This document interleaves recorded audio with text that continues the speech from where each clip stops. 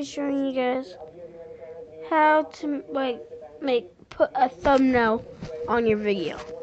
So you're gonna need something called YouTube Studio. You're gonna have to go to videos.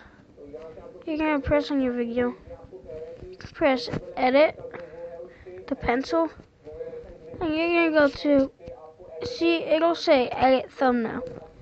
And it'll give you 3 options from your video, the thumbnail. I picked that for my thumbnail. And then you press select and you press save. And it'll edit your thumbnail and everything.